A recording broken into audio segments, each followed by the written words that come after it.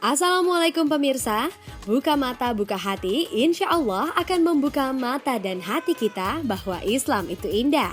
Islam itu karomah dan Islam itu agama rahmatan lil alamin. Hari ini kita akan membahas tentang tanda-tanda kematian manusia, penyakit pikun dalam Islam, hukum mencabut dan mewarnai uban.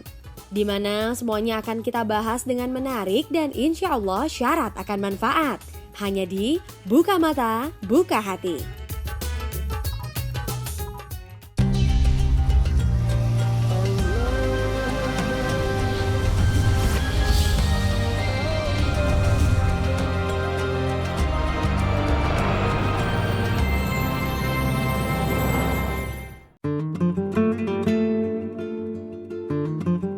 Setiap makhluk ciptaan Allah pasti mengalami akhir dari hayatnya. Kematian adalah kepastian, tidak ada yang tahu waktunya kecuali Allah. Kematian adalah hal penting, tak kurang dari 145 ayat dalam Al-Quran yang menyebutkan atau membahas masalah kematian. Tentang waktu kematian adalah rahasia Allah semata. Tidak ada yang tahu kapan, di mana, dan bagaimana seseorang akan mati. Kematian menyangkut terpisahnya ruh dengan badan. Dan tidak ada yang tahu banyak tentang soal ruh kecuali Allah. Allah berfirman dalam surat Al-Isra ayat 85, dan mereka bertanya kepadamu atau Muhammad tentang ruh. Katakanlah ruh itu urusanku, sedangkan kamu diberi pengetahuan hanya sedikit.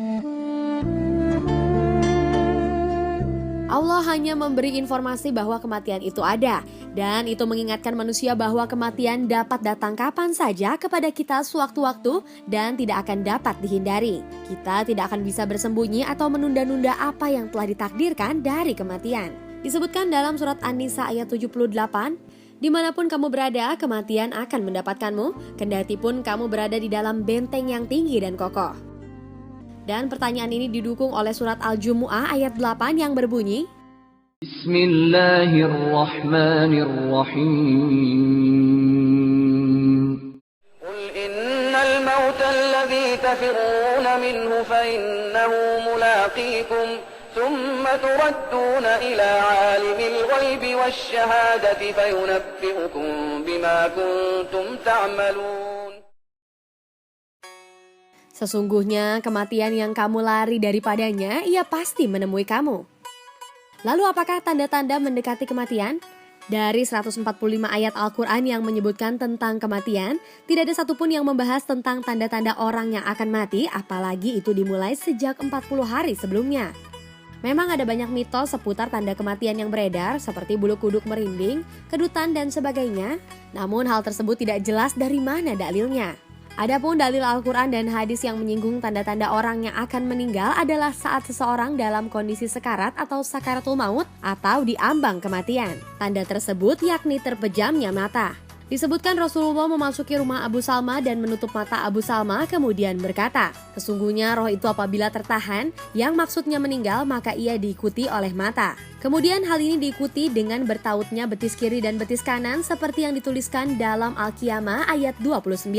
Betis bertaut ini yakni kaki menjadi kaku. Artikel tentang tanda-tanda kematian yang ada di internet adalah tidak berdasar dan tidak ada dalil yang mendukung baik dari Al-Quran dan Al-Hadis Nabi. Padahal hanya kedua sumber yang telah disebutkan itulah yang patut dan bisa dijadikan rujukan untuk masalah kematian yang gaib. Saat ajal menjelang, malaikat Israel melakukan tugasnya, yakni menarik ruh terpisah dari raga, urat-urat leher akan menegang, tubuh bersimbah peluh, badan mendingin, kaki dan dada kemudian terhenti bergerak, bibir membiru. Dan Israel akan menuntaskan tugasnya ketika ruh sudah dicabut dari ubun-ubun. Proses ini berdasarkan kisah sakaratul mautnya Rasulullah. Allah menegaskan dalam Al-Quran surat Luqman ayat 34, tidak ada seorang pun yang dapat mengetahui dengan pasti apa yang akan diusahakannya besok. Dan tiada seorang pun yang dapat mengetahui di bumi mana dia akan mati. Sesungguhnya Allah Maha Mengetahui lagi Maha Mengetahui dengan detail. Allah juga menegaskan tidak dipanjangkan umur seseorang yang berumur panjang. Dan tidak pula dikurangi umurnya melainkan sudah ditetapkan dalam kitab Lauh Mahfuz. Dapat disimpulkan jatah datangnya ajal pada seseorang sudah tertulis dalam Alkitab. Lalu bagaimanakah mempersiapkan ajal agar kita siap menghadapinya? Manusia tidak akan tahu kapan ajal mereka tiba dan mungkin belum siap ketika maut menjemput nyawa. Yang bisa manusia lakukan adalah beramal soleh dan beribadah sebaik mungkin semasa hidup sambil mengingat kematian. Bekerjalah seakan hidup ini seterusnya dan beribadalah seakan mati esok hari.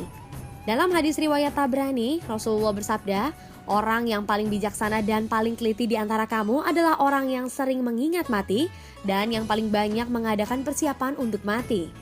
Merekalah yang bijaksana dan berhasil mencapai kehormatan di dunia dan di akhirat. Jadilah manusia yang dekat kepada Allah agar ketika wafat insya Allah dalam keadaan husnul khotimah. Bertakwa dan berdoalah kepada Allah, semoga kita adalah di antara orang-orang yang dipilih oleh Allah untuk diberi kesadaran dan kepekaan terhadap tanda-tanda menjelang ajal ini. Supaya kita dapat membuat persiapan terakhir dalam usaha memohon ampunan dari Allah agar dilepaskan dari ancaman dan siksaan api neraka yang membawa sengsara. Wallahu a'lam bishawab. Pada segmen selanjutnya kita akan membahas tanda-tanda penuaan yang acap kali dialami lansia dan juga diidentikan dengan semakin berkurangnya umur dan semakin dekat ajalnya. Tanda-tanda ini menjadikan manusia mengingat bahwa kematian itu pasti. Apa sajakah tanda-tanda tersebut?